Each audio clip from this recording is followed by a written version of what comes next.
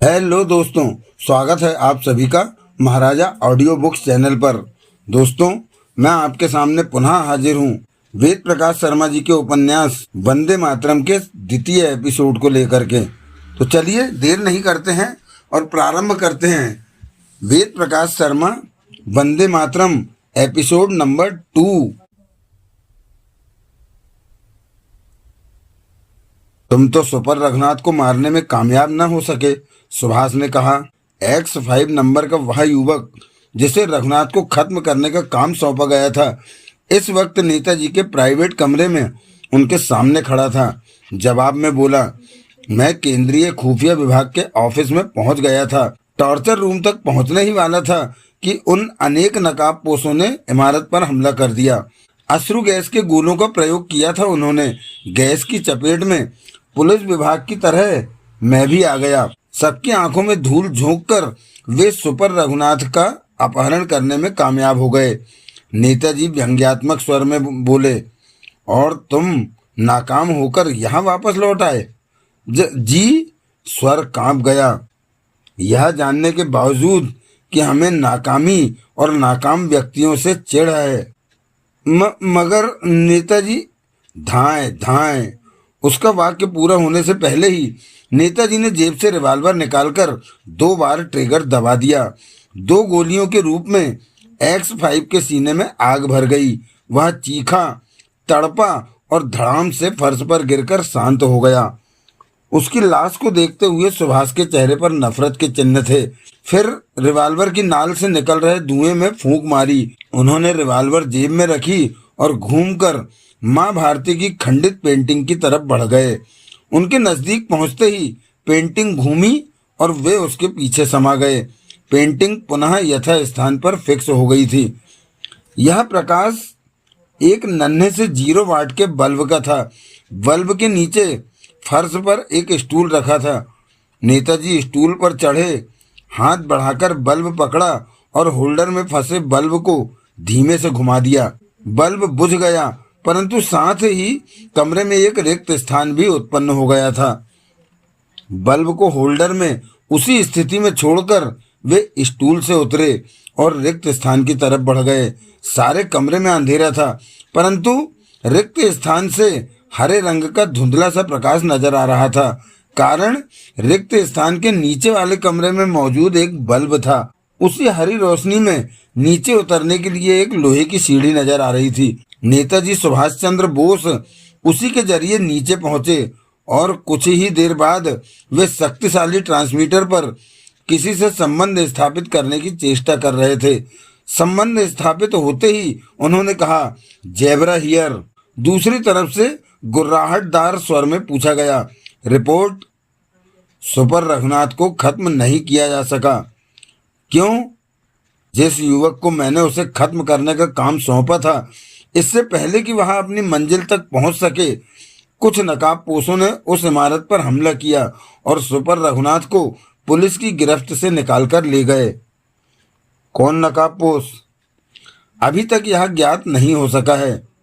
Zebra. दूसरी तरफ से बहुत ही कठोर स्वर में कहा गया, अगर तुमने इसी तरह काम किया तो ऑपरेशन नेताजी कितने दिन तक चलेगा? सर, हम इसके अलावा कुछ सुनना नहीं चाहते कि तुमने उन नकाबपोशों का पता लगाने के लिए क्या किया है। वह सब कुछ करने की जरूरत नहीं है, विकास खुद कर लेगा। मतलब? हिंदुस्तान के अन्य देशभक्त युवकों की तरह विकास पर भी मैंने अपना रंग चढ़ा दिया है, उसने कहा, जिसे शायद हम नेताजी के स्थान पर जेबरा कहना ही उचित है। राकेश पांडे नामक मेरे एक एजेंट तक पहुंच गया था विकास। तभी मैं विकास के सामने पहुंच गया। मुझे देखते ही, मुझे सुभाष समझते ही उसकी धारणा यह बनी कि मैं जो कुछ भी कर रहा हूं वह देश के हित में है। उसे मैंने यह भी बता दिया कि सुपर रघुनाथ इस समय किस हालत में है। वह सुनते ही भाग पड़ा। अगर यह कहा जाए तो गलत नहीं होगा कि अब विकास भी मेरी अखंड हिंद फौज के अन्य सिपाहियों की तरह मेरे लिए काम करेगा। उम्मीद है कि मेरे लिए वह विजय आदि से भी टकरा जाएगा। वह लड़का बहुत खतरनाक है। जानता हूँ, जेबरा बोला, और उसकी तरफ से सतर्क भी हूँ मैं। खंडहर से वह मुझ पर नजर रखने के लिए अपने बंदर को छोड़ गया था, परंतु राकेश पांडे को साथ लेकर मोंटो को डांस देकर ही स्टेशन पर पहुंचा हूं। कौन से रेलवे स्टेशन से बोल रहे हो? नंबर 3। X5 का क्या किया? वही सजा दे चुका हूं जो नाकाम एजेंटों के लिए पहले से ही निर्धारित है, ठंडे स्वर में कहा गया। तुम भी इस सजा को हमेशा याद रखना। मुझे याद है सर। जेबरा का स्वर कांप गया। ऑपरेशन नेताजी में हमने बहुत सा दिमाग, दौलत और समय लगाया है। इसका परिणाम निकलना ही चाहिए जेबरा। धीरे धीरे तुम भारत के सभी देशभक्त युवकों को इस मंच पर, जिसका नाम अखंड हिंद फौज रखा गया है, पर ले आओ। जब तक ये देशभक्त युवक इस मंच में अपने ही मुल्क के विरुद्ध काम करते रहें, कराओ, और जब इन्हें होश आने लगे तो एक साथ इस मंच को उड़ा दो। उससे कम से कम यह तो होगा कि यह मुल्क देशभक्त युवकों से खाली हो जाएगा। मुझे इस ऑपरेशन के सभी मकसद अच्छी तरह याद है सर। गुड। दूसरी तरफ से कहा गया, विकास के या किसी भी जरिए से तुम जल्दी से जल्दी यह पता करो कि रघुनाथ को कौन लोग ले गए हैं। मामला विकास के पिता का है सर, जेबरा ने बताया। वह यह भी जान चुका है कि वे अखंड हिंद फौज के सिपाही, यानी उसकी नजरों में उसके पिता निर्दोष और देशभक्त हैं। उन तक पहुंचने के लिए राजनगर में तूफान खड़ा कर देगा। मेरा ख्याल यह है कि नकाबपोशों से उलझने की मुझे तो जरूरत ही नहीं पड़ेगी, विकास खुद ही निपट लेगा। कोई भी महत्वपूर्ण परिवर्तन होते ही हमें पुनः रिपोर्ट देना। इस आदेश के साथ ही दूसरी तरफ से संबंध विच्छेद हो गया। बेहोश रघुनाथ को विजय सीधा डेथ हाउस के टार्चर रूम में ले गया था। यहाँ रघुनाथ को एक टार्चर चेयर पर कैद कर लिया था उसने। उसके बाद पूरी 1 बाल्टी पानी उसके ऊपर उलट दिया, और जब रघुनाथ को होश आ रहा था उसने आंखें खोली। विजय को देखते ही चौंक पड़ा, बोला, तुम? हाँ प्यारे, हैं तो हम ही। ओह! रघुनाथ की आंखें एकदम सिकुड़ गईं। तो वे नकाबपोश तुम्हारे आदमी थे?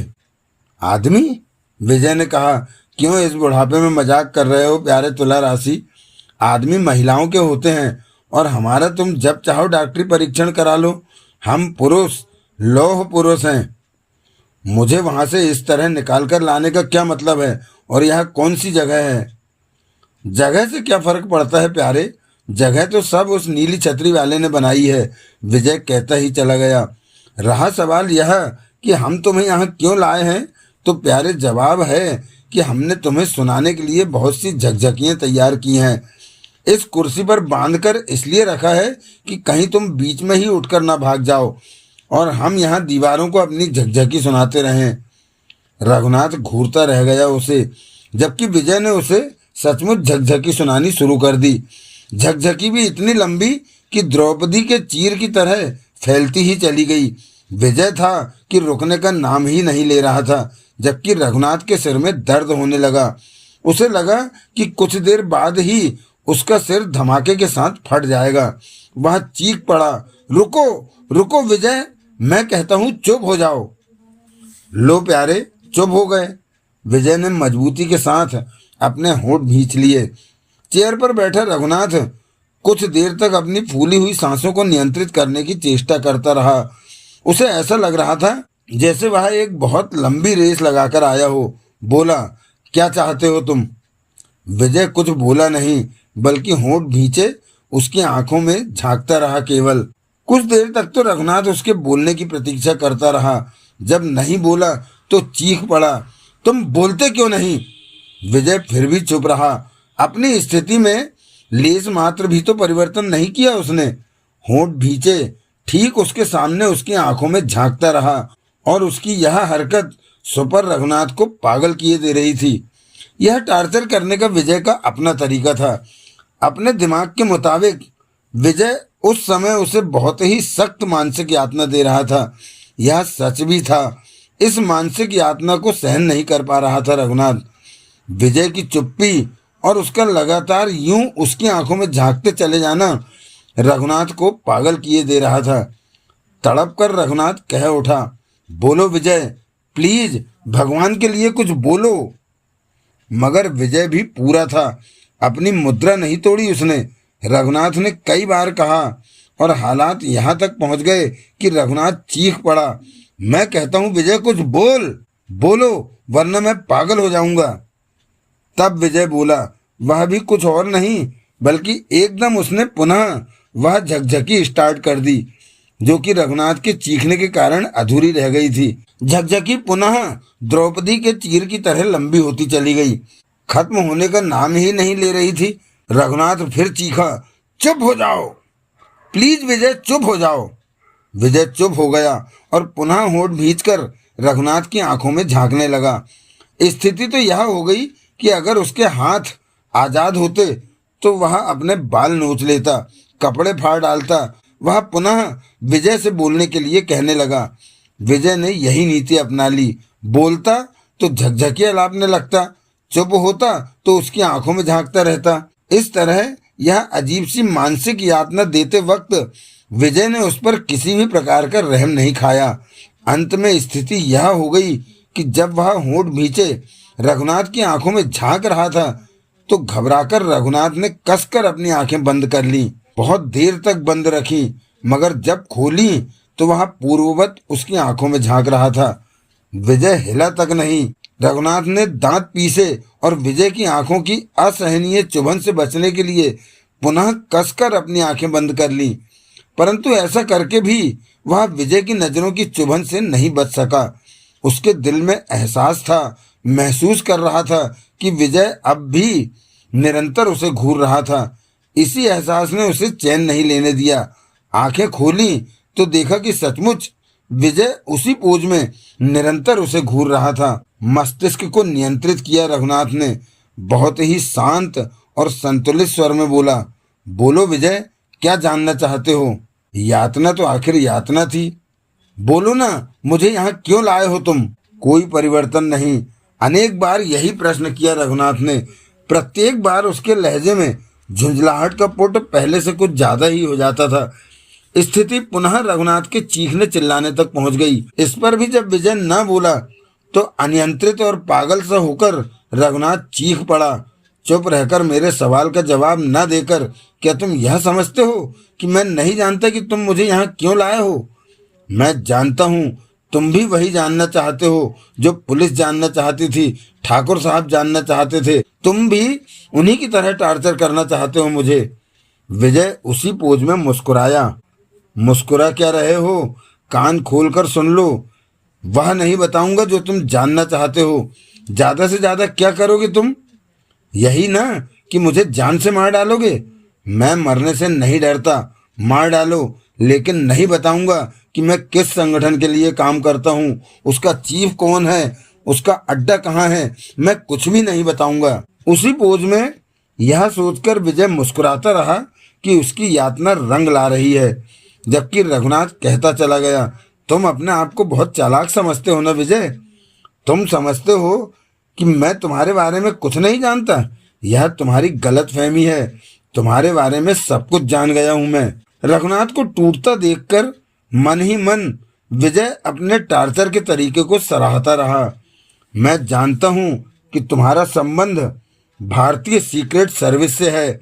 पागलों के समान चीखता हुआ रघुनाथ कहता ही चला गया, सीक्रेट सर्विस के सदस्य हो तुम, और सीक्रेट सर्विस की तरफ से ही अक्सर दूसरे मुल्कों में जासूसी करने जाया करते हो। बेहतर तरीके से देश सेवा करने के लिए ही तुमने ठाकुर साहब से अलग रहना उचित समझा, खुद को उनकी नजरों में आवारा और गुंडा दर्शाया। रघुनाथ कहता ही जा रहा था। विजय के उस चरित्र के परखच्चे उड़ा रहा था वह, जो कि गुप्त था, जिसके बारे में दुनिया के चंद लोग जानते थे। और इस बार रघुनाथ जो कुछ बोल रहा था उसका एक एक शब्द विजय के मस्तिष्क पर किसी नुकीले हथौड़े की भांति चोट कर रहा था, परंतु वह बोला अब भी कुछ नहीं। रघुनाथ कहता जा रहा था, वह एक एक बात जिसे विजय अपना गुप्त जीवन समझता था, जिसमें से एक भी रघुनाथ को पता नहीं थी, और उसके मुंह से निकलने वाले एक एक शब्द हथौड़े के समान विजय के मस्तिष्क पर चोट कर रहे थे। उसने तो कभी ख्वाब में भी नहीं सोचा था कि रघुनाथ को यह सब मालूम हो सकता है। नन्हे नन्हे सर्प बनकर सैकड़ों सवाल चकराने लगे थे विजय के मस्तिष्क में। रघुनाथ को वे सब जानकारियां थीं जिन जानकारियों के ज्ञाता को उसने दुनिया में जीवित न छोड़ने की कसम खाई थी। यह जानकारी केवल सीक्रेट सर्विस के सदस्यों को ही थी कि वह सीक्रेट एजेंट है। किसी बाहरी व्यक्ति को पता लगने का मतलब था उसकी मौत। एक बार तब जबकि अपनी शैतानी से विकास ने यह पता लगा लिया था कि विजय सीक्रेट सर्विस का सदस्य है, तो यहाँ इसी डेथ हाउस में उसने स्वयं विकास के जिस्म में 5 गोलियां उतार दी थीं, यह कहते हुए कि वह किसी भी कीमत पर किसी ऐसे व्यक्ति को जीवित नहीं रहने दे सकता जो उसका भेद जान गया हो। वह 6ठी गोली भी विकास के सीने में उतारकर उसका काम तमाम करने ही वाला था कि बीच में ब्लैक बॉय आ गया और उसने तत्काल विकास को सीक्रेट सर्विस एजेंट घोषित करके विकास को बचाया। उपरोक्त घटनाएं जानने के लिए पढ़ें विजय और विकास, जो कि मैं शीघ्र ही अपने चैनल पर उपलब्ध कराऊंगा। तभी से तो विकास भारतीय सीक्रेट सर्विस का जासूस बना, परंतु अब उस सीमा तक रघुनाथ पहुंच गया था। तो क्या रघुनाथ को मारना पड़ेगा? हाँ, उसे मार डालना जरूरी हो गया है। किसी ऐसे बाहरी व्यक्ति को जो उसका रहस्य जान जाए जीवित नहीं छोड़ा जा सकता। विजय ने दृढ़ निश्चय कर लिया कि रघुनाथ को वह यहीं इसी डेथ हाउस में गोली मार देगा, परंतु उसे मारने से पहले यह पता लगाना भी आवश्यक था कि वह सब कुछ रघुनाथ को कहाँ से पता लगा। वह यातना अपनी जगह थी जो इस वक्त वह रघुनाथ को दे रहा था। क्यों? रघुनाथ ने कहा, अब बोलते क्यों नहीं? और वह विजय था जिसने अपने आंतरिक भावों को एक पल के लिए भी चेहरे पर नहीं उभरने दिया। वह यूं ही पूर्ववत रघुनाथ की आंखों में झांके जा रहा था। रघुनाथ पुनः चीखा, बोलो विजय, कुछ तो बोलो। अब तो विजय की गरज उससे भी ज्यादा थी, अतः बोला, तो तुमने हमें सीक्रेट सर्विस का सदस्य बना दिया प्यारे तुला राशि? बना नहीं दिया, बल्कि सब कुछ पता लग गया है मुझे। पहली बार मुस्कुराया रघुनाथ। बोला, अब मैं तुम्हारे झांसे में नहीं आऊंगा विजय। तो तुम्हें झांसे में ले कौन रहा है मेरी जान? विजय ने कहा, लेकिन ये तो बताओ कि यह महान बात तुम्हें बताई किसने? उस दल ने जिसका मैं सदस्य हूँ। कौन है उसका चीफ? रघुनाथ का दृढ़ स्वर। गर्दन काट डालोगे विजय, तब भी मेरे मुंह से उसका नाम नहीं निकलेगा। हम उसे जानते हैं प्यारे, तुम तो उसके फरिश्तों को भी नहीं जान सकते। और इस बार थोड़ी सी जानकारी के आधार पर ही विजय ने अंधेरे में तीर मारा। नेताजी सुभाष चंद्र बोस की बात कर रहे हो? रंग उड़ गया रघुनाथ के चेहरे का। बोला, तो तुम कैसे जानते हो? और बड़ी ही खूबसूरत एक्टिंग की विजय ने। हा हा हा, ठहाका लगाकर हंस पड़ा। चकित से रघुनाथ ने उसे घूरते हुए कहा, तुम इस तरह क्यों हंस रहे हो? अपने तुला राशि की बेवकूफी पर मेरी जान? क्या मतलब? विजय के तेज दिमाग ने सारी स्कीम बना ली थी। उसका अंधेरे में चलाया गया तीर निशाने पर बैठ गया था और उस तीर के निशाने पर बैठने का ही अब लाभ उठाना था। और उसने भरपूर लाभ उठाने के लिए कहा, हमारे मुंह से नेताजी का नाम सुनकर तुम चौंक पड़े प्यारे तुला राशि। इसका मतलब यह है कि तुम यह समझते हो? अरे नाम ही नहीं, हमें तो यह भी पता है प्यारे तुला राशि कि इनका अड्डा कहाँ है। हैं? रघुनाथ की आंखें हैरत से फटी की फटी रह गई। हाँ, विजय ने उसी की नकल उतारी। हमें तो यह भी पता है प्यारे कि नेताजी के उस संगठन का मुख्य मकसद क्या है। तो फिर तुम मुझे केंद्रीय खुफिया विभाग की इमारत से यहाँ क्यों लाए? तुमने यही समझा था ना प्यारे रघु डार्लिंग कि हम तुमसे उन्हीं सवालों का जवाब लेने के लिए यहाँ लाए थे जो पुलिस पूछ रही थी। हाँ, जबकि तुम्हारा यह सोचना गलत था, क्योंकि उन सभी सवालों के जवाब हमें पहले से ही पता है। तभी तो पूछ रहा हूँ, फिर तुम मुझे यहाँ क्यों लाए? तुम्हें एक ऐसा रहस्य बताने जो कि तुम्हें भी मालूम नहीं है। कैसा रहस्य? यहाँ एक बार पुनः अंधेरे में तीर चलाया विजय ने। वह भी कुछ इस ढंग से सिर झुकाकर मुंह उसके कान के नजदीक ले जाकर रहस्यमय स्वर में बोला, क्या तुम जानते हो कि जिस नेताजी सुभाष चंद्र बोस के इशारों पर तुम नाच रहे हो वह सुभाष है ही नहीं? क्या बकते हो? उछल पड़ा रघुनाथ। अजीब बकते नहीं प्यारे, बल्कि 16 आने सत्य वचन कहते हैं। मैं मान ही नहीं सकता, गुर्राकर बोला विजय। मानोगे कैसे नहीं? अपनी बात को प्रमाणित करने के लिए क्या सबूत है तुम पर? सबूत जब कोई था ही नहीं तो विजय देता क्या? वह विजय ही क्या जो अपनी आंतरिक कमजोरी को चेहरे या बात करने के लहजे से प्रदर्शित हो जाने दे। पूरी दृढ़ता के साथ बोला, सबूत आज नहीं है तो कल होगा मेरी जान, चाहे जिस बाजार में चाहे जितने पैसे का मिले, लेकिन सबूत हम तुम्हें लाकर देंगे। मुस्कुराहट के साथ रघुनाथ ने पूछा, तो यही बता दो कि अगर वहां नेताजी नहीं है तो कौन है? विदेशी एजेंट, विजय और कह भी क्या सकता था। किसी विदेशी एजेंट को नेताजी बनने की क्या जरूरत आ पड़ी? हिंदुस्तान में तुम जैसे मूर्ख देशभक्तों के जज्बातों का लाभ उठाने के लिए सुभाष बना है वहां। क्या मतलब? और इस वक्त विजय जितनी भी बातें कर रहा था उन्हें वह तुरंत गढ़ रहा था। रघुनाथ के सवाल करते ही उसने अपने दिमाग से एक और ताजा तरीन बात गढ़ी और कहने लगा, मतलब साफ है प्यारे तुला राशि, यह एक दुश्मन देश का बहुत ही गहरा और खतरनाक षड्यंत्र है जिसमें तुम जैसे सुपर इडियट भी फंस गए हैं। रघुनाथ ने व्यंग्यात्मक स्वर में पूछा, वही तो मैं जानना चाहता हूँ कि वह षड्यंत्र क्या है। विजय ने वही मुद्रा बना ली जो सत्यनारायण की कथा सुनाते वक्त पंडित की होती है। बोला, यह षड्यंत्र पाकिस्तान ने रचा है प्यारे तुला राशि। वह व्यक्ति जिसे तुम नेताजी कहते और समझते हो दरअसल में पाक जासूस है। मेकअप के जरिए उसे सुभाष बनाया गया है।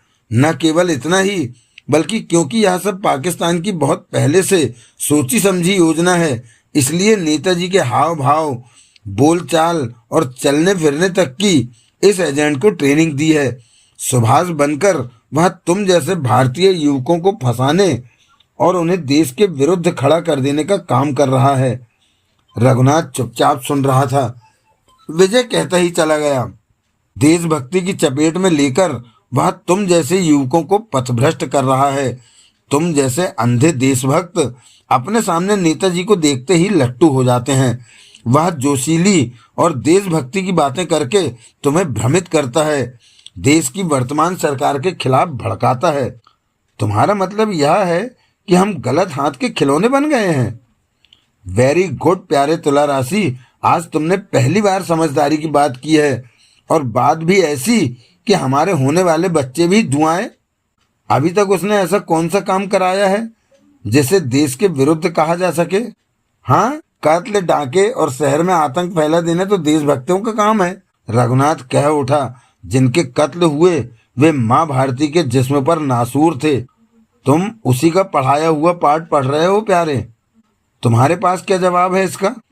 जवाब तो बहुत से हैं प्यारे, मगर इस वक्त उनमें से कोई भी तुम्हारी बुद्धि में फिक्स नहीं होगा। जवाब है, इस किस्म के नासूरों को खत्म करना सरकार का काम है, और अगर तुम जैसे देशभक्तों के दिलों में इतना ही जज्बा है तो सरकार की मदद करो। रघुनाथ हंसा। सरकार की मदद? उस सरकार की जिसकी सारी शक्ति अपनी कुर्सी की रक्षा में लग जाती है। तुम्हें गलत पाठ बड़ी खूबसूरती से पढ़ाया गया है मेरी जान, विजय ने कहा, इसलिए तुम्हें सही रास्ते पर लाना टेढ़ी खीर है। मगर हमारा नाम भी विजय दी ग्रेट मुनि श्री 888 है। एक बात बताओ, पूछो, उस ग्रुप के युवकों को सरकार और पुलिस किस नज़र से देखती है?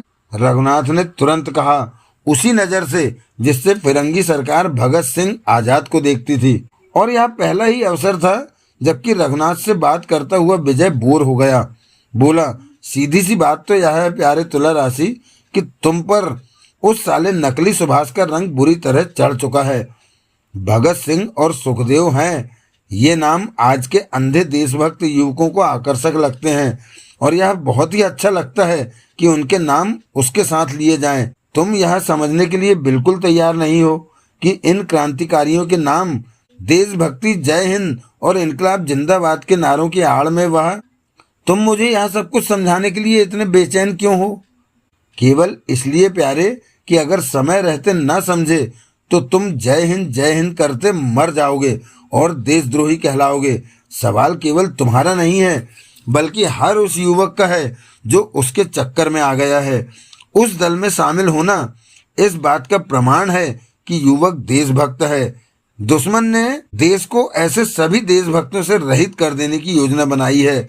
भारतीय पीढ़ी की भावनाओं का अनुचित लाभ उठाकर वे देश के विरुद्ध, देश की सरकार के विरुद्ध जहर घोल रहे हैं। मैं तुम्हारी सारी बातें मान जाऊंगा, केवल यह साबित कर दो कि नेताजी नकली हैं। ठीक है प्यारे, अब हम यह साबित करने के बाद ही तुमसे मिलेंगे। कहने के बाद विजय तेजी के साथ कमरे से बाहर निकल गया। CIA के चीफ मिस्टर क्राउन के ऑफिस की लंबी चौड़ी मेज पर रखे एक विशेष फोन की घंटी घनघना उठी, जिसके बजने पर मिस्टर क्राउन एकदम अत्यधिक मुस्तैद नजर आने लगे।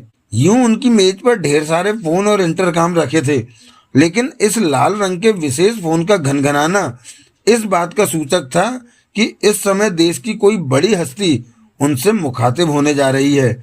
मिस्टर क्राउन ने सिगार को एस्ट्रे में रखा और अपनी दाईं तरफ रखे लाल रंग के फोन का रिसीवर उठाकर कहा, hello, CIA chief speaking. Mister crown, हम बोल रहे हैं। इस आवाज को सुनकर मिस्टर क्राउन पहले से अधिक सतर्क नजर आने लगे। यह आवाज उनके लिए अजनबी नहीं थी, बल्कि यही वह आवाज थी जिसे अमेरिका का बच्चा बच्चा पहचान सकता था। इसी आवाज में अक्सर उन्हें आदेश मिला करते हैं और समय समय पर उनसे CIA की विशेष गतिविधियों के बारे में जानकारी हासिल की जाती है। यह आवाज अमेरिका की सर्वाधिक बड़ी हस्ती की आवाज थी।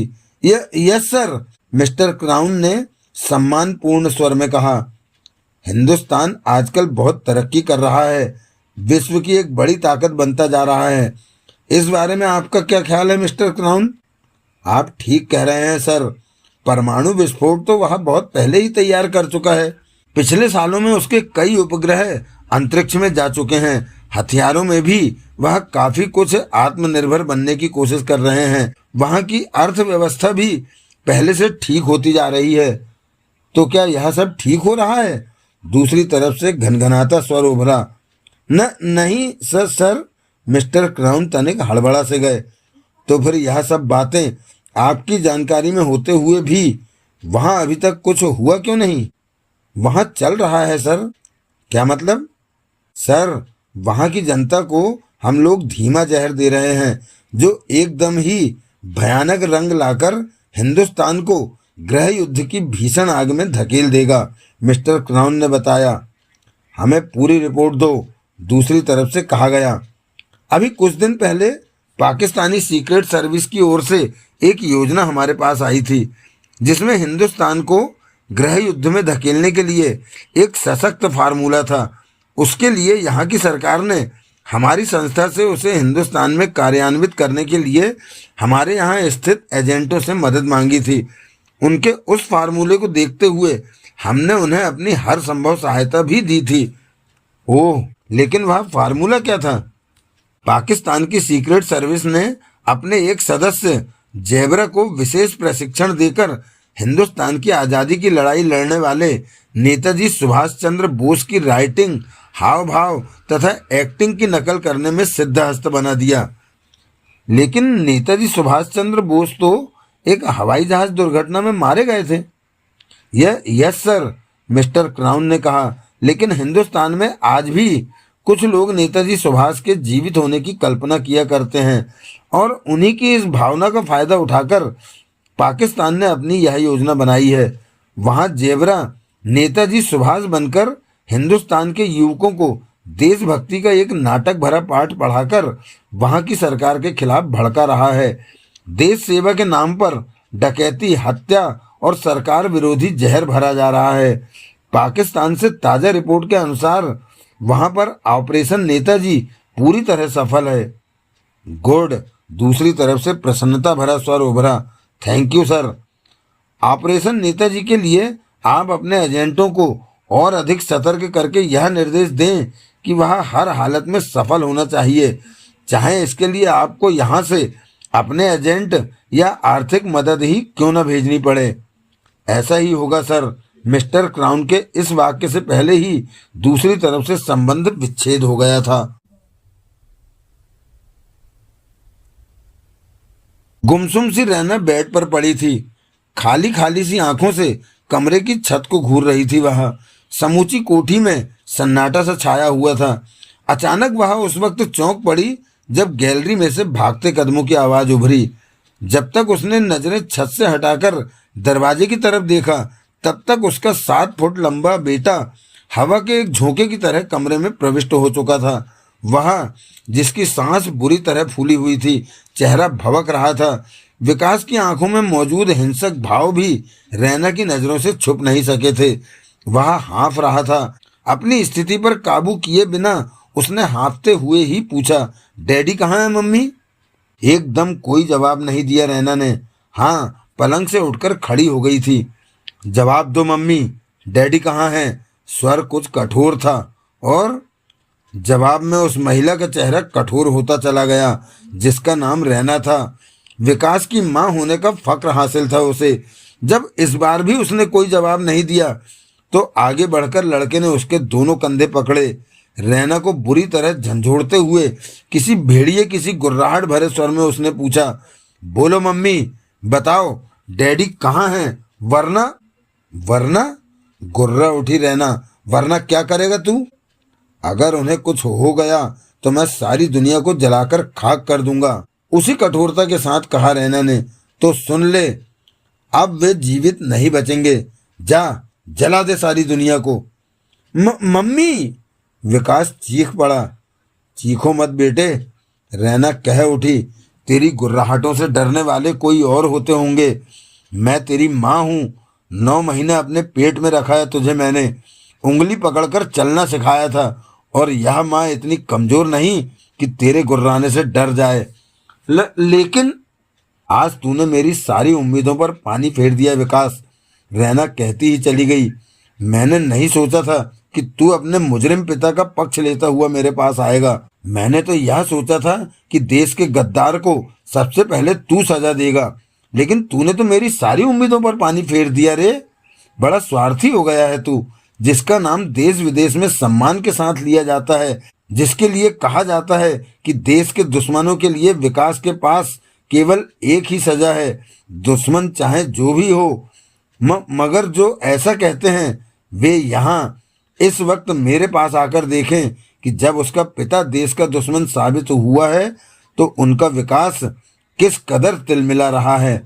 मम्मी! परंतु विकास को कुछ बोलने का अवसर दिए बिना ही रैना कहती चली गई, अरे अगर सचमुच तू अपने सिद्धांतों का ऐसा ही पक्का है तो नंगे ब्लेड से अपने देशद्रोही पिता के चीथड़े करके किसी पंखे से लटका दे वही सजा जो तू देश के हर दुश्मन को देता है। विकास चीख पड़ा, मेरी बात तो सुनो मम्मी।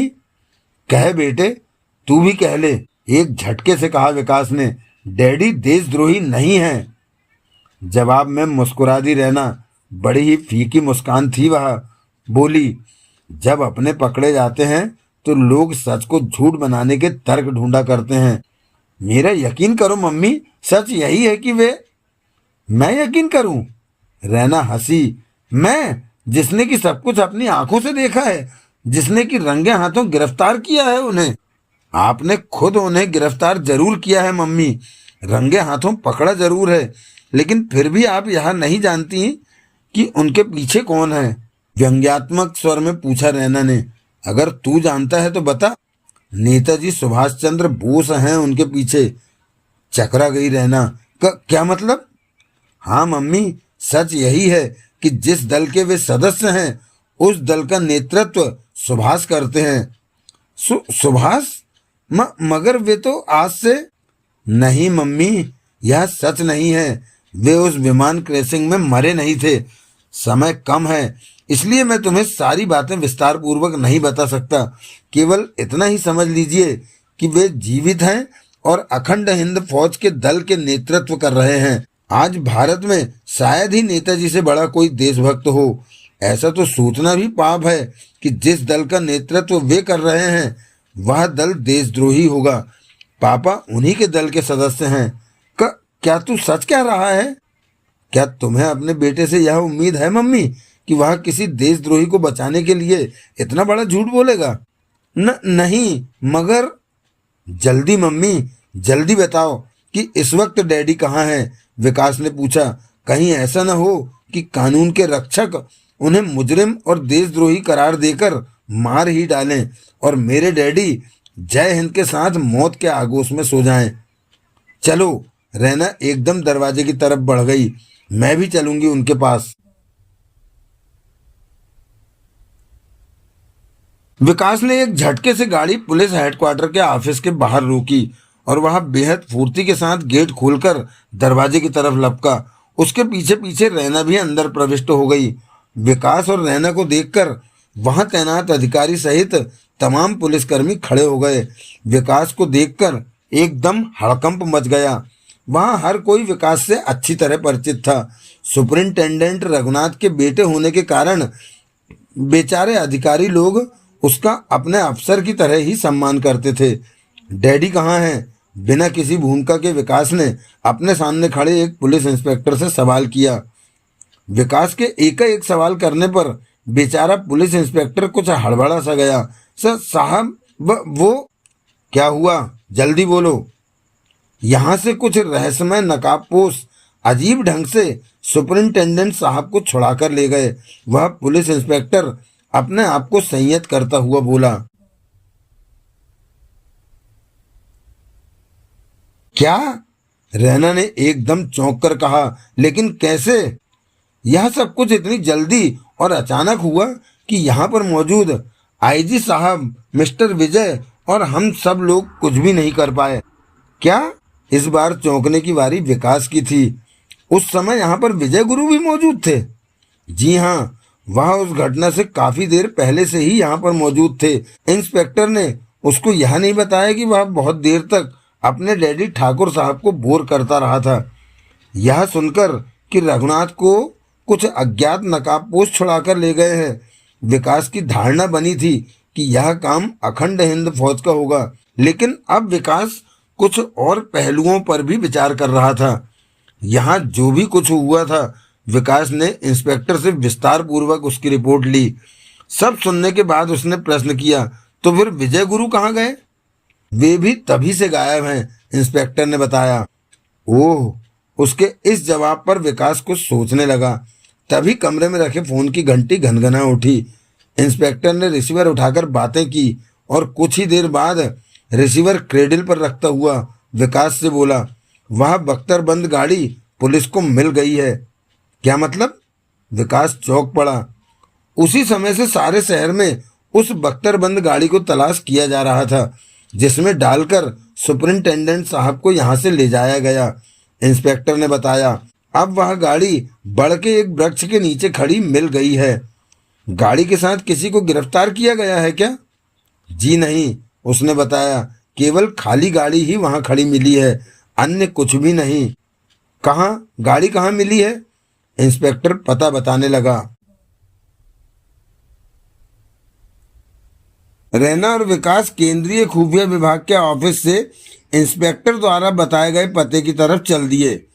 रास्ते में विकास ने रैना से यह कह दिया था कि अभी वह नेताजी के बारे में किसी अन्य को ना बताए। अपनी यह संभावना भी व्यक्त की थी कि मुमकिन है डैडी को अखंड हिंद फौज के सिपाही ले गए हों। कार स्वयं विकास ड्राइव कर रहा था।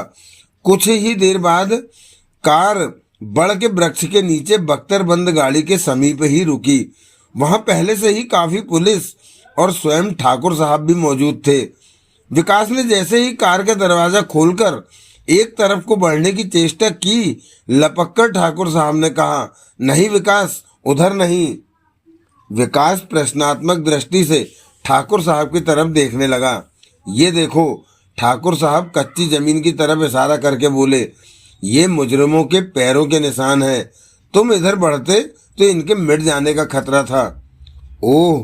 कहने के साथ ही विकास बैठ गया और ध्यान से उन निशानों को देखने लगा।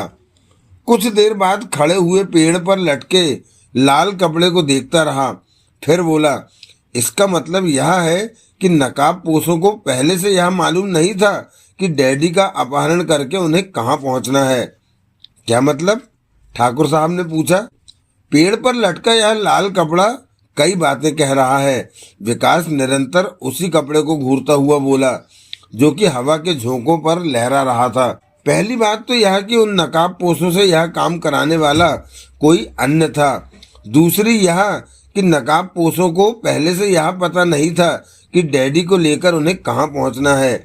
उनसे केवल यह कह दिया गया था कि फला रास्ते पर जाएं, जहां भी लाल कपड़ा नजर आए गाड़ी वहीं रोक लें। पद चिन्हों को ध्यान से देखता हुआ वह बख्तरबंद गाड़ी के द्वार की तरफ बढ़ गया। गाड़ी के समीप पहुंचकर वह ठिठका पूछने लगा, नकाब पोश कितने थे? 5। यहाँ एक छठा व्यक्ति भी उनके साथ था। कहने के साथ ही बैठ गया और ध्यान से बख्तरबंद गाड़ी के नीचे जमीन को देखने लगा। बरबस ही उसके मुंह से निकला, ओह! छठा आदमी गाड़ी के नीचे से रेंग कर बाहर आया। तो इसका मतलब यह है कि नीचे वाली रॉड के साथ चिपककर वह बराबर बख्तरबंद गाड़ी के साथ था। फिर विकास बख्तरबंद गाड़ी के अंदर चला गया। थोड़ी देर तक जाने क्या देखता रहा। फिर अचानक ही वह कुछ सूंघने की चेष्टा करने लगा। लंबी लंबी सांसें लेकर वह कुछ सूंघ रहा था और उस समय तो विकास को देखने वाले दंग रह गए, जबकि वह बख्तरबंद गाड़ी की प्रत्येक दीवार को सूंघता फिर रहा था। एक स्थान पर विकास ठिठका, चेहरे पर चौंकने के भाव उभरे, अवाक सा खड़ा रह गया वह। फिर आश्चर्यजनक तरीके से उसका चेहरा कठोर होता चला गया। वह काफी तेजी से बाहर आया, उन झाड़ियों के पीछे गया जहां खड़ी 2 कारों में से एक में अशरफ आदि बैठकर वहां से वापस आ गए थे। फिर उस वक्त तो सभी भौचक रह गए, जबकि वह लगभग भागने की सी स्थिति में अपनी कार की तरफ बढ़ा। रैना चीखी भी, क्या बात है विकास? परंतु उसने कोई जवाब नहीं दिया। विकास की कार हवा के झोंके की तरह धूल उड़ाती हुई दूर होती चली गई। विजय कुछ ही देर पहले गुप्त रास्ते के द्वारा डेथ हाउस से कोठी पर पहुंचा था। उसका दिमाग बुरी तरह भन्नाया हुआ था। रघुनाथ को जीवित रखने या मार डालने का वह अभी तक पूरे तौर पर फैसला नहीं कर सका था। इस वक्त वह अपने उस फोन पर, जिसका नंबर दुनिया की किसी भी डायरेक्टरी में नहीं है, ब्लैक बॉय से संबंध स्थापित करने की चेष्टा कर रहा था। बेल लगातार बजने के बावजूद दूसरी तरफ से कोई रिसीवर नहीं उठा रहा था। एकाएक उसने बाहरी कमरे में आहट महसूस की। रिसीवर रखकर वह द्वार की तरफ बढ़ा। द्वार पर पहुंचते ही ठिठक गया था। कमरे के ठीक बीच में फर्श पर खड़ा था वह 7 फुटा। वह विजय को घूर रहा था। विजय ने उसकी आंखों में गंभीरता, चेहरे पर सुर्खी और जिस्म में कुछ तनाव सा महसूस किया। यह भाप तो गया विजय कि विकास इस वक्त अपनी सामान्य स्थिति में नहीं है, परंतु बोला अपने ही ढंग में, क्या बात है प्यारे दिलजले, तबीयत तो सेंटी फ्लैट है तुम्हारी। उसे घूरते हुए विकास ने गंभीर स्वर में कहा, आपसे बहुत कुछ सीखा है मैंने। जरूर सीखा है, लेकिन आप ही कहा करते हैं गुरु कि मुजरिम चाहे जितना चालाक हो, अपना काम वह चाहे जितनी होशियारी के साथ करे, लेकिन कहीं न कहीं वह चूक जरूर जाता है। घटना स्थल पर ऐसा कोई न कोई सबूत रह ही जाता है जो मुजरिम का परिचय दे सके। जरूरत उस सबूत को ताड़ने वाले की होती है। मन ही मन सतर्क हो गया विजय। प्रत्यक्ष में बोला, तुम्हारे बच्चे जिए प्यारे दिलजले, कम से कम तुम्हें याद तो रहा। शायद आप वह समझ गए होंगे जो मैं कहना चाहता हूँ। हमने मूंग की दाल में भीमसेनी काजल डालकर खाना बंद कर दिया है प्यारे, अतः हमारी समझदारी जरा छोटी हो गई है। साफ कहा विकास ने, मैं डैडी से मिलना चाहता हूँ। जरूर मिलो। विजय की लाजवाब एक्टिंग। रोका के साड़ू बाजने हैं। कहाँ हैं वे? तुरंत अपने पीछे मुड़कर देखा विजय ने, फिर दाएं बाएं। जब कोई नजर नहीं आया तो पुनः विकास की तरफ देखता हुआ बोला, किससे पूछ रहे हो प्यारे? आपसे। ओह अच्छा, हाँ हमारी जेब में है। चेतावनी सी दी विकास ने। इस वक्त मैं मजाक सहन नहीं करूंगा गुरु। तो फिर क्या सहन करोगे? मुझे केवल इस बात का जवाब चाहिए कि डैडी कहाँ हैं। अगर तुम सचमुच इसी सवाल का जवाब चाहते हो तो गलत जगह आ गए हो प्यारे, विजय ने कहा। केंद्रीय खुफिया विभाग की इमारत में कुछ अज्ञात नकाबपोश धूम धड़ाक करते हुए घुसे और अपने तुला राशि को लेकर गायब हो गए। हमने उनका पीछा करने की कोशिश की परंतु नाकामयाब रहे। तुम्हारी सेहत के लिए उन्हीं में से किसी को तलाश करके यह सवाल करना फायदेमंद हो सकता है। मैं उससे बात कर रहा हूँ जिसके आदेश पर नकाबपोशों ने ऐसा किया था। विजय को लगा कि अब झूठ पर अड़े रहने की गुंजाइश नहीं है, मगर फिर भी वह विजय ही क्या जो इतनी जल्दी हार मान जाए। अतः बोला, अगर तुम यह समझते हो कि यह काम हमने किया है तो तुम किसी बहुत बड़ी गलतफहमी के शिकार हो प्यारे दिल जले। वे नकाबपोश अशरफ, विक्रम, नाहर, परवेज और आशा थे। उन्हें क्या जरूरत पड़ी है कि बात आंवले के उस तेल से शुरू हुई गुरु, जिसे आशा आंटी अपने बालों में लगाया करती है। विकास ने बताया, जब मैंने सुना कि कुछ नकाबपोश डैडी को ले गए हैं तो यह अनुमान था कि यह काम उसी दल का होगा जिसके कि वे सदस्य हैं। मगर जब बख्तरबंद गाड़ी के अंदर मैंने ब्राह्मी आंवले की खुशबू महसूस की तो याद आया कि यह तेल आशा आंटी भी लगाती है। मैंने सोचा, मगर आशा आंटी का यहाँ क्या मतलब? तभी जाने कहाँ से और कैसे दिमाग में आपका ख्याल आ गया, और जो अक्सर हाथ पैरों से ज्यादा काम लेते हैं। मैंने सोचा कि क्या ये संभव है कि डैडी को वहां से आपने हटाया हो। दिमाग में प्रश्न उभरा कि क्यों, आप ऐसा क्यों करेंगे। जवाब भी दिमाग ने दिया, कहा कि मेरी नजरों से दूर रखने के लिए आप। उसकी बात बीच में ही काटकर विजय ने कहा, ख्याली पुलाव बनाकर तुम यहाँ आए हो प्यारे। गुरु, शिष्य हूँ आपका। कहने के साथ विकास अजीब ढंग से मुस्कुराया। आपने ही सिखाया है कि उस वक्त तक असली मुजरिम पर हाथ न डालो जब तक कि उसके खिलाफ इतने सबूत इकट्ठे न कर लो कि वह किसी तरह बच न सके। मेरे दिमाग में शुरू से ही यह बात खटक रही थी कि जिस दल के लोग कत्ल कर देना गाजर मूलियां काट देना जितना आसान समझते हैं, इस वारदात में रहम दिल क्यों रहे। उन्होंने ऐसी कोशिश क्यों की कि कोई मर न सके। गोली मारी भी गई तो पैरों में। इसी से मुझे लग रहा था कि यह काम इस दल का नहीं है। तेल की खुशबू ने सारी समस्या हल कर दी। घटना स्थल से सीधा आशा आंटी के फ्लैट पर गया। फ्लैट के बाहर ही जूतों के जो निशान थे वे उसी मिट्टी के थे जो बढ़ के उस पेड़ के नीचे की मिट्टी है जहां आप बख्तरबंद गाड़ी छोड़कर आए थे। अब विजय समझ गया कि अब झूठ पर अड़े रहने की हर गुंजाइश खत्म हो गई है, तो तुरंत पैतरा बदलकर बोला, मान गए प्यारे दिल जले, मान गए कि तुम एक अच्छे इन्वेस्टिगेटर बन गए हो। मैं अपने डैडी से मिलना चाहता हूँ, साफ शब्दों में कहा विजय ने। नहीं मिल सकोगे। क्यों? हमारी मर्जी। ये जबरदस्ती नहीं चलेगी गुरु, विकास ने कहा। सीक्रेट सर्विस का सदस्य बने मुझे काफी समय गुजर चुका है। उस नाते जानता हूँ किस प्रकार के कैदी को डेथ हाउस में रखा जाता है। डेथ हाउस का रास्ता भी जानता हूँ मैं। आपकी केवल शिष्टाचार के नाते इजाजत चाहता हूँ मैं।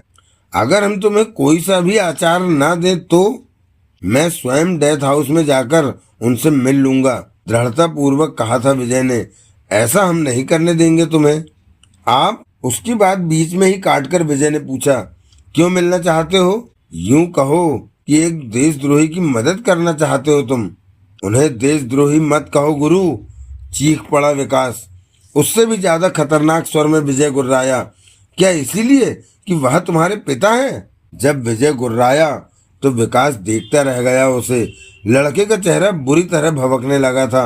वह एक एक शब्द को चबाता हुआ बोला, इसलिए नहीं गुरु कि वे मेरे पिता हैं, बल्कि इसलिए कि वे मुजरिम या देशद्रोही नहीं हैं। किसी शिप पर मौजूद सभी व्यक्तियों को लाशों में बदल देने वाले को तुम क्या कहोगे? अगर देशभक्त और देशद्रोहियों को आपके पैमाने से नापा जाता रहा गुरु, तो इसमें शक नहीं कि भगत सिंह और आजाद भी देश के दुश्मन ही साबित होंगे। उन्होंने भी यही सब कुछ किया था, हत्या, डकैतियां। तब तो वे भी मुजरिम हैं। और अगर वैसे ही मुजरिम मेरे डैडी भी हैं तो। अपना वाक्य स्वयं ही बीच में छोड़ा विकास ने। कुछ देर तक विजय को देखता रहा, फिर बोला, खैर आपसे बहस करनी बेकार है। आप जानते हैं कि वे देशभक्त हैं। हमें क्या तुमने त्रिकालदर्शी समझ रखा है प्यारे? मेरा मुंह मत खुलवाओ गुरु, विजय कह उठा। इसे बंद मत रखो प्यारे, बोल दो। क्या आप नहीं जानते हैं कि डैडी नेताजी सुभाष चंद्र बोस के लिए काम करते हैं? ओह हाँ, बिल्कुल जानते हैं, विकास कड़वे स्वर में कह उठा। आप मेरे वह विजय गुरु नहीं रहे अंकल जो कभी थे। अब तो आप बातें छुपाते हैं मुझसे। आप राइटिंग की वजह से उसी वक्त जान गए थे जबकि इस गैंग ने पहला काम किया। आपने मुझे नहीं बताया। अब जबकि मैं खुद जान गया हूँ तो आप स्वीकार कर रहे हैं मुझसे गुरु, मुझसे छुपाव रखने लगे हैं आप। साथ ही यह दावा भी करते हैं कि आपको विकास से सबसे ज्यादा प्यार है। कितना खोखला है आपका यह दावा। जिससे प्यार होता है उससे कुछ छुपाया नहीं जाता गुरु। यह तुम्हें किसने बताया कि हम उस वक्त भी? खुद नेताजी ने। ओह, विजय का दिमाग बहुत तेजी से काम करने लगा था जबकि विकास कहता ही चला गया। इसमें दो राय नहीं हो सकती गुरु। कोई सपने में भी नहीं सोच सकता कि जिस दल का नेतृत्व नेताजी कर रहे हैं वह दल देशद्रोहियों का हो सकता है। वह दल का एक एक सदस्य देशभक्त है। इस बात का सबसे बड़ा प्रमाण यह है कि उसका नेतृत्व सुभाष करते हैं और सुभाष का नाम अन्य किसी सबूत का मोहताज नहीं है। तुम्हारी सारी बातें ठीक हैं प्यारे दिलजले, लेकिन विकास ने पुनः विजय का वाक्य बीच में ही काट दिया। बोला, सब कुछ पहले से ही जानने के बावजूद आपने उस दल के खिलाफ काम किया, ऐसी कोशिश करके कि मुझे कुछ पता न लग सके। आपने पुलिस हेडक्वार्टर से हटवा दिया। मुझसे छुपकर गुरु, मुझसे छुपकर काम करते हैं आप। यह सोचकर दिल फटा जाता है। उन लोगों की बातों पर शक होने लगता है कि विकास से प्यार है आपको। विकास रुका नहीं, कहता ही चला गया। जाने क्या क्या विजय ने महसूस किया था कि वह बेवकूफ लड़का भावुक होता जा रहा है। यह भी विजय समझता था कि अगर उसने जरा भी असावधानी से काम लिया तो स्थिति बहुत ज्यादा बिगड़ सकती है। अतः विकास के चुप होने पर बोला, अगर तुम अपने दिमाग में बर्फ की सिल्ली रखकर सुनो तो हम तुमसे कुछ कहें प्यारे दिलजले। कहिए। तुम्हें वह दिन याद है जब तुम हमारी जासूसी करते हुए डेथ हाउस तक पहुंच गए थे? विजय ने पूछा। तुम न केवल हमारे व्यक्तित्व को ही जान गए थे बल्कि सीक्रेट सर्विस के सभी सदस्यों को जान गए थे। हाँ, लेकिन केवल हाँ या ना में जवाब देते रहो प्यारे, क्योंकि लेकिन की पूंछ लगाने से बात हमेशा नारद की चुटिया बन जाती है। विजय ने कहा, तुम्हें यह भी याद होगा कि अगर सही वक्त पर अपना काला लड़का तुम्हें न बचा लेता तो आज तुम इस दुनिया में नहीं होते। जी हाँ, ऐसा क्यों होता? इसलिए कि किसी भी सीक्रेट सर्विस एजेंट का रहस्य जान जाने वाले बाहरी व्यक्ति को जीवित नहीं छोड़ा जा सकता। विजय ने पूछा, अगर कोई तुम्हारा रहस्य जान ले तो तुम भी यही करोगे ना?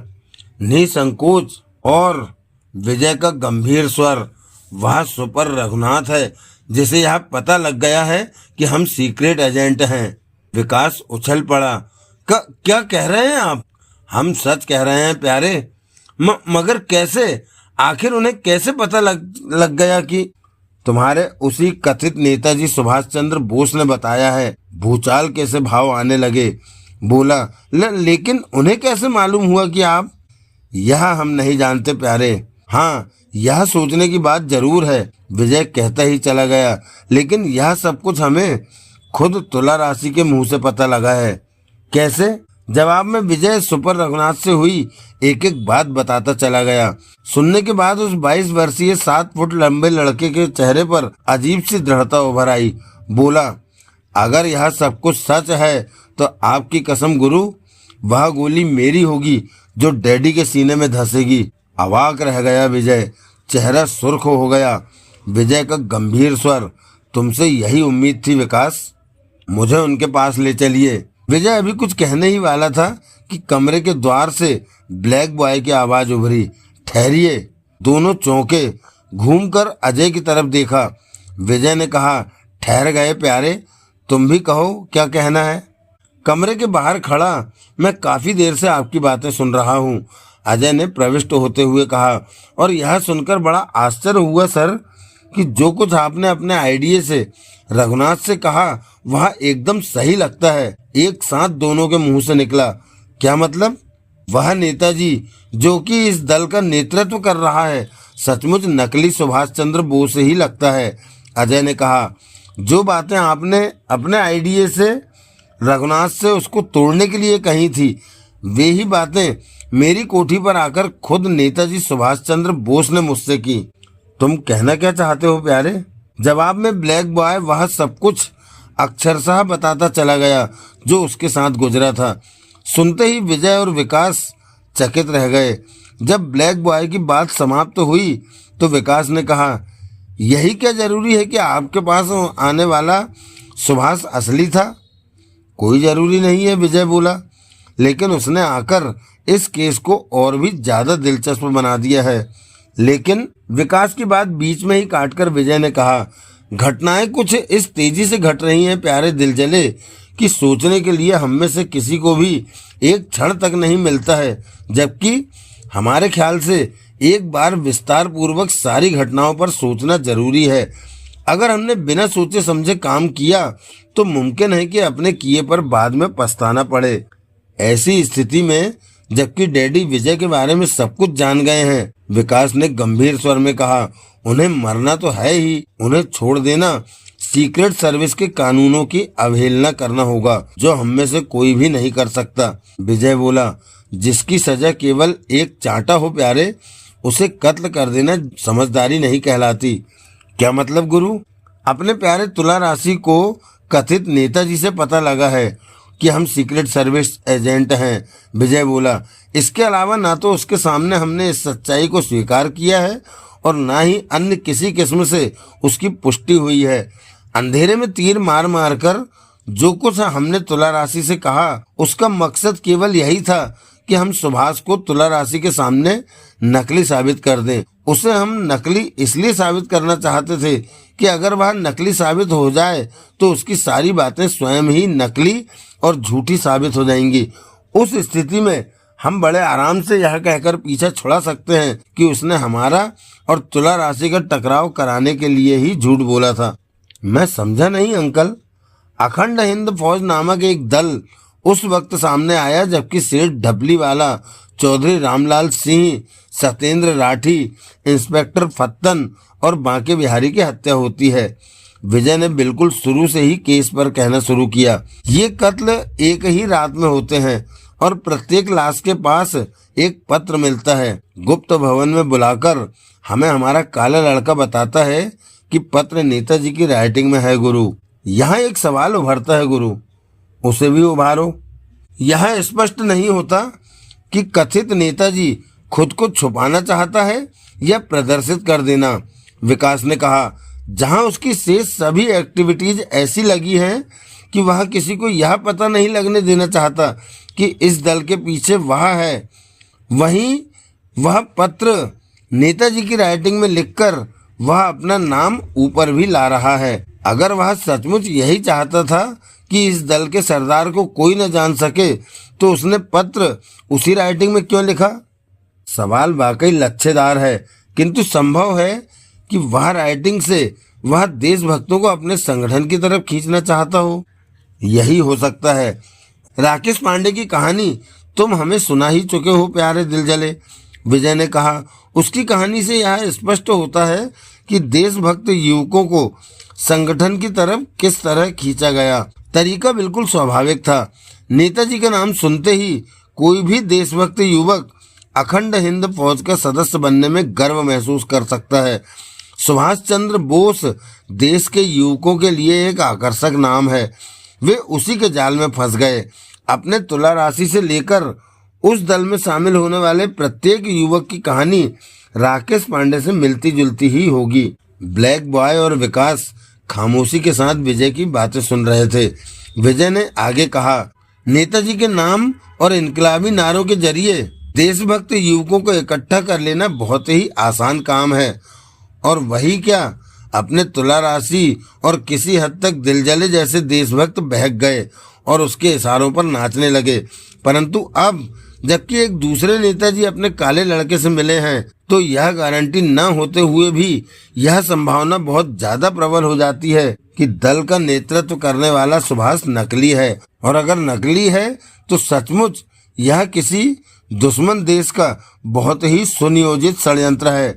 भारत भूमि के देशभक्तों को पथभ्रष्ट या खत्म कर देने का षड्यंत्र है। सुभाष नंबर 2 अपने काले लड़के से यह कहकर गया है कि अब उसे ही कुछ करना पड़ेगा।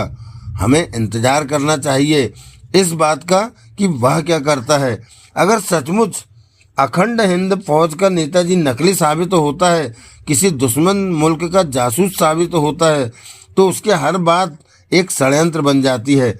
वैसी हालत में अपने तुला राशि को मार देना कोई समझदारी की बात नहीं होगी। खुद ही बात यहाँ समाप्त हो जाएगी कि दुश्मन मुल्क के एक जासूस ने हमारे और तुला राशि के बीच टकराव कराने के लिए झूठ बोला था।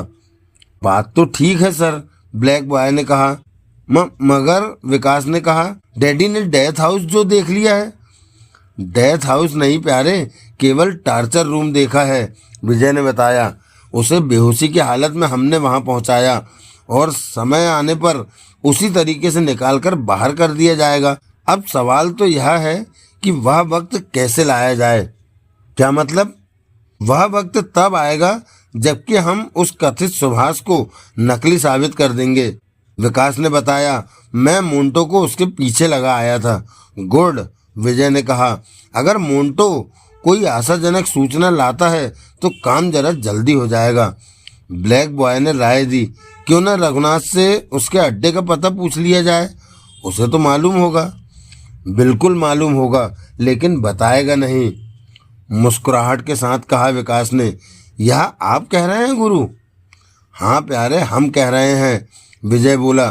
देशभक्त ऐसे होते हैं कि मर जाएंगे, जुबान नहीं खोलेंगे। रघु डार्लिंग के सिर पर भी इस वक्त देशभक्ति, इनकलाबी नारों और नेताजी का भूत सवार है। वह जुबान नहीं खोलेगा। चलो, आपने देशभक्तों की इस क्वालिटी को पहचाना तो सही। अड्डे का पता लग जाने के बावजूद भी उस पर हाथ डालना आसान नहीं होगा प्यारे, विजय ने कहा, क्योंकि उसकी सुरक्षा हेतु गार्ड के रूप में उसके चारों तरफ देशभक्त भारतीय युवक होंगे, जिन्हें हम किसी प्रकार की हानि नहीं पहुंचा सकते।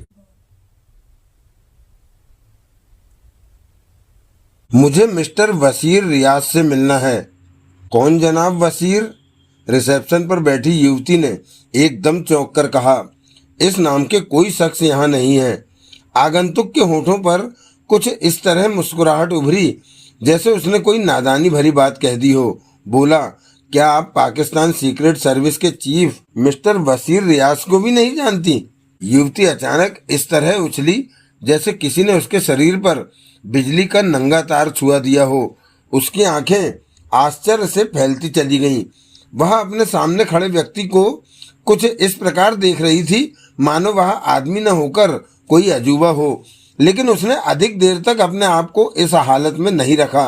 वह जल्दी ही खुद को सामान्य प्रदर्शित करती हुई बोली, लगता है आपको गलतफहमी हो गई है। गलतफहमी मुझे नहीं, तुम्हें हो गई है बेबी। इस बार आगंतुक का लहजा एकदम बदल गया था। क्या मतलब? मतलब यह है कि मुझे पाकिस्तान सीक्रेट सर्विस के चीफ से मिलना है। मैं इसलिए ही तो आपको कह रही हूँ मिस्टर कि आपको कोई बहुत बड़ी गलतफहमी हो गई है, युवती ने बिल्कुल शांत अंदाज में कहा। यह पाकिस्तान इंटरनेशनल एक्सपोर्ट इंपोर्ट का ऑफिस है। इस इमारत के माथे पर लटकाया हुआ वह लंबा चौड़ा बोर्ड साधारण लोगों को बेवकूफ बनाने के लिए है मिस निगार सुल्ताना। अचानक आगंतुक गुर्राता हुआ बोला। इंटरकॉम का रिसीवर उठाकर मिस्टर रियाज से कहो, अल्फा से मिलना चाहता है। अल्फा से? आश्चर्य के सागर में गोते लगाती हुई युवती का स्वर कांपता चला गया। मैं समझता हूँ कि तुम्हें मेरा परिचय मिलने के बाद अब किसी नाटक की जरूरत शेष नहीं रह गई है। अब जिस चीज की जरूरत है वह की जाएगी मिस्टर अंतरराष्ट्रीय सातिर। कहते हुए युवती ने अपने काउंटर पर लगे एक विशेष बटन को दबा दिया और तभी अचानक 8 गनधारी सैनिकों ने विभिन्न दिशाओं से आकर अल्फासे को घेर लिया। उन्हें देखकर अल्फासे और अधिक लापरवाही वाला अंदाज प्रदर्शित करता हुआ उस युवती के सामने काउंटर पर बैठ गया। बोला, तुमने अभी तक अपने चीफ के पास हमारे आने की खबर नहीं भेजी बेबी? चीफ से मिलने के लिए पहले अपॉइंटमेंट लेना पड़ता है।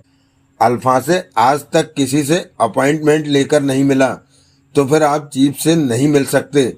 उसका तो बाप भी मुझसे मिलेगा। एकाएक अल्फांसे गुर्रा उठा। तमीज से बात करो मिस्टर अल्फांसे। युवती का लहजा कठोर होता चला गया। यह मत भूलो कि इस समय तुम कहाँ खड़े हो। मात्र एक इशारे पर एक साथ इतनी गोलियां चलेंगी कि गोलियों से बचने के आर्ट का भी प्रदर्शन नहीं कर पाओगे। अचानक खूंखार भेड़िए से भी अधिक खतरनाक लहजा हो गया था अल्फांसे का। अभी पाकिस्तान में तो क्या, उसको मारने वाली अमेरिका के किसी कारखाने में भी कोई ऐसी गोली नहीं बनी जो अल्फांसे के शरीर को छू भी सके। समझी तुम? लगता है तुम्हारा खुद के ऊपर ओवर कॉन्फिडेंस ही तुम्हारी मौत का कारण बनेगा। तुम इतना ज्यादा इसलिए बोल रही हो बेबी क्योंकि तुम अल्फांसे को नहीं जानती। भला अंतरराष्ट्रीय सातिर अल्फांसे को इस छोटी सी दुनिया में कौन नहीं जानता? युवती ने मुस्कुराते हुए कहा। और उसके बाद भी अपने चीफ तक पहुंचने में देर कर रही हो? तुम्हारे बारे में तो यह प्रसिद्ध है कि तुम जिस समय जो चाहो वह कर सकते हो। तुम इस समय चीफ से मिलने के लिए मोहताज हो। मैंने तुम्हें चीफ से नहीं मिलवाया, या इसे यूं कहा जाए कि तुम चीफ से मिलने में नाकामयाब रहे।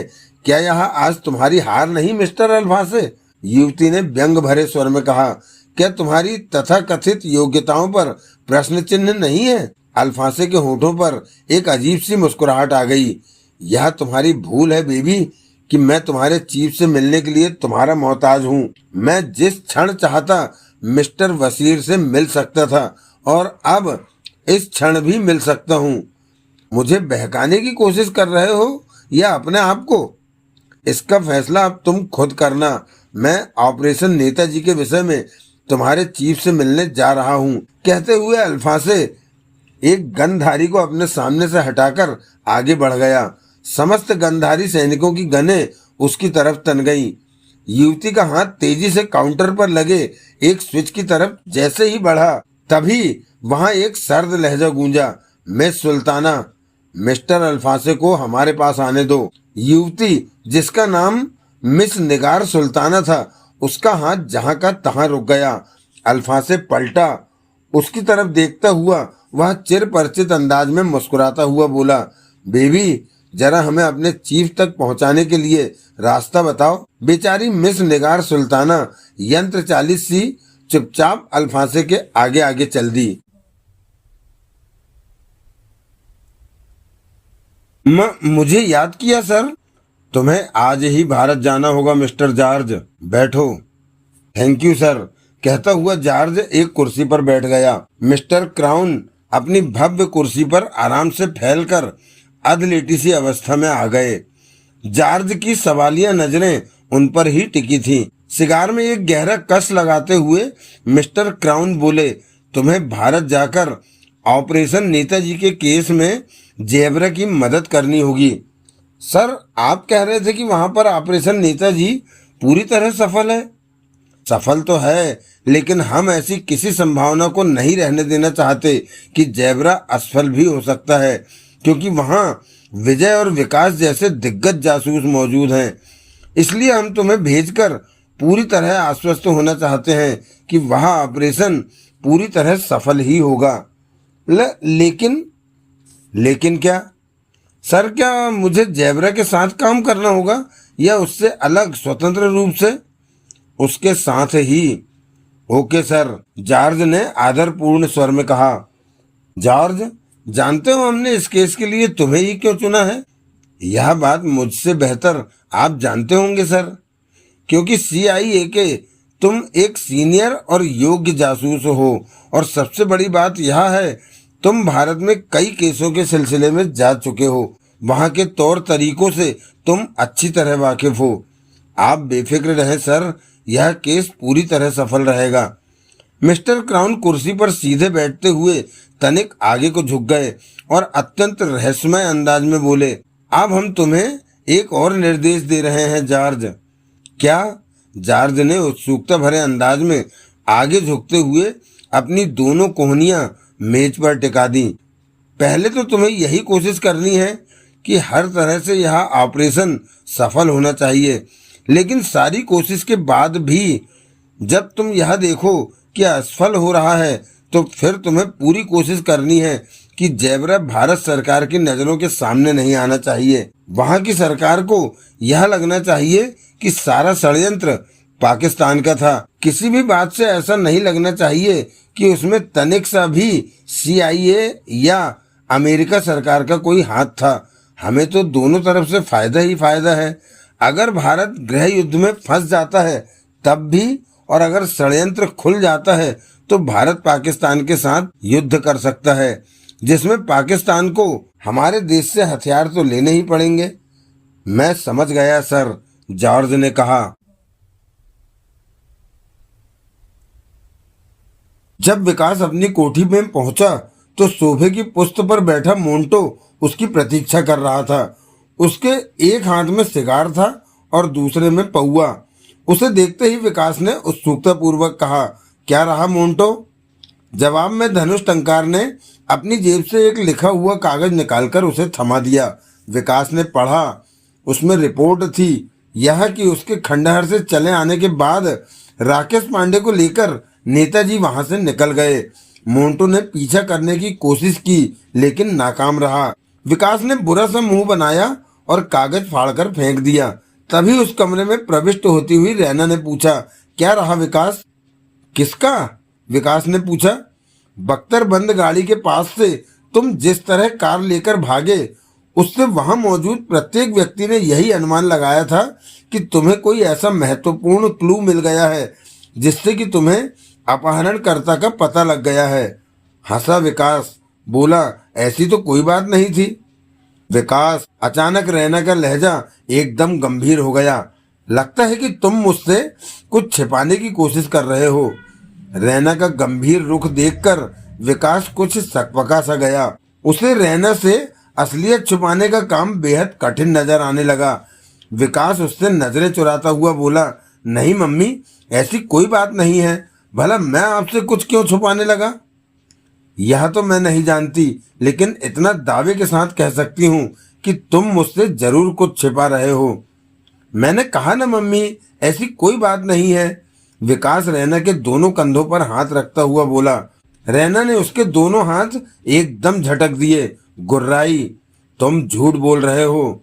मम्मी, यह मत भूलो बेटे कि मुझसे तुम हो, ना कि मैं तुमसे, रैना ने तेज में कहा। मैं तुम्हारे चेहरे को देखकर बता सकती हूँ कि तुम कब और किन परिस्थितियों में कौन सा कदम उठाओगे। तुम्हारे विषय में इतना जानने के बाद क्या यह बात मेरे कंठ से नीचे उतर जाएगी कि किसी ने तुम्हारे डैडी का अपहरण कर लिया और अपहरणकर्ता की लाशें किसी पंखे या पेड़ पर उल्टी न लटकी हो, लाशों के माथों पर ब्लेड से विकास लिखा हुआ नजर न आ रहा हो, डैडी का कुछ मालूम न चला हो और विकास मजे में टहलता हुआ घर में दाखिल हो। आवेश में रैना का चेहरा सुर्ख होता चला गया। बोल, क्या तू अपनी माँ को यह विश्वास दिलाना चाहता है कि अब तेरा खून सफेद हो गया है? विकास की इस समय अजीब सी हालत हो गई। मम्मी, उसने कुछ कहना चाहा लेकिन रैना ने उसे कुछ कहने का मौका नहीं दिया। यह कहती चली गई, तूने यह सोचकर कि तेरे डैडी नेताजी सुभाष चंद्र बोस के लिए काम करते हैं, जिसकी वजह से ठाकुर चाचा ने उसका यह राष्ट्र विरोधी कार्य समझकर गिरफ्तार कर लिया है और उन्हें केंद्रीय खुफिया विभाग में टार्चर किया जा रहा है। तू एकदम पागल हो गया था। लेकिन यह जानने के बाद भी कि वहां से किसी ने उनका अपहरण कर लिया है, तू खामोश क्यों है? बोल, जवाब दे। मैं खामोश कहाँ हूँ मम्मी? विकास रैना को शांत करने का प्रयास करता हुआ बोला। मैंने आपको अभी पूरी बात इसलिए नहीं बताई क्योंकि मुझे अभी तक उनका सुराग पाने में पूरी तरह सफलता हासिल नहीं हुई है। अरे जा, रहने दे। नहीं बताना चाहता तो मत बता, लेकिन कम से कम अपनी माँ से झूठ तो ना बोल। मम्मी, मैं विकास की मिमियाहट। मेरी सोचों के अनुसार दो ही बातें हो सकती हैं विकास। पहली बात यह है, तू अखंड हिंद फौज का सदस्य बन गया है और उनकी तरह ही मुझसे कुछ छुपाना चाहता है। दूसरी यह कि अपने डैडी को देश के प्रति गद्दार पाकर तूने अपनी देशभक्ति की भावना को ताक पर रख दिया है। मम्मी, विकास चीख पड़ा। अब मैं तुमसे कुछ नहीं पूछूंगी विकास। रैना ने अजीब से अंदाज में कहा। अभी रैना इतनी असहाय नहीं हुई कि उसे अपने पति के विषय में जानकारी लेने के लिए किसी की दया पर निर्भर रहना पड़ेगा। जो औरत अपने पति को अवांछनीय कार्य के शक में गिरफ्तार करवा सकती है, वह उसके बारे में जानकारी भी खुद हासिल कर सकती है। समझे बेटे? कहकर रुकी नहीं रहना। लंबे लंबे कदम रखती हुई वह अपने कमरे की तरफ बढ़ गई। विकास चाहकर भी कुछ न कह सका। कहिए मिस्टर अल्फासे, आप हमसे किस लिए मिलना चाहते थे? पाकिस्तान सीक्रेट सर्विस के चीफ मिस्टर बशीर रियाज अपने गंजे सिर पर हाथ फेरते हुए बोले। आपको ब्लैकमेल करने के लिए। अल्फासे का सपाट स्वर। मिस्टर अल्फासे, चीफ साहब आग बबूला हो उठे।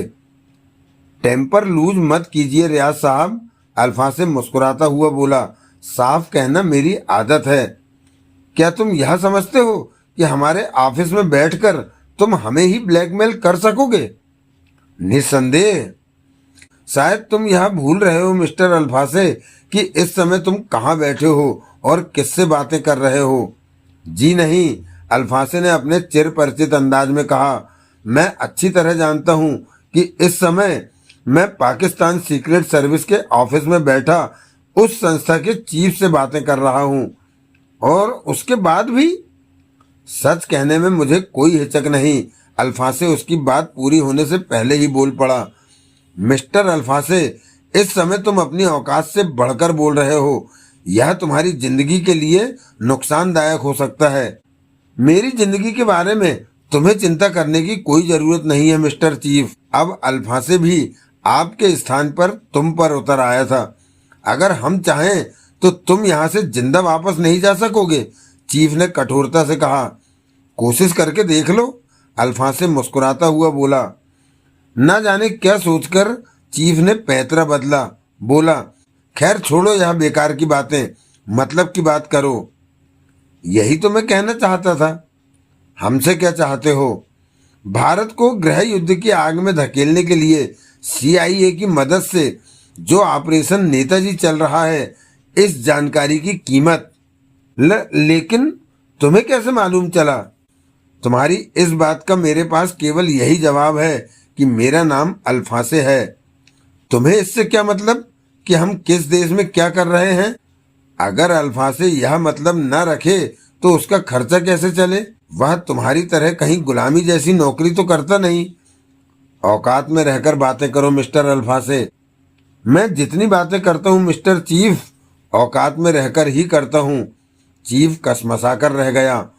मैं समझता हूँ कि हमें ऐसी फालतू बातों में समय बर्बाद नहीं करना चाहिए मिस्टर चीफ।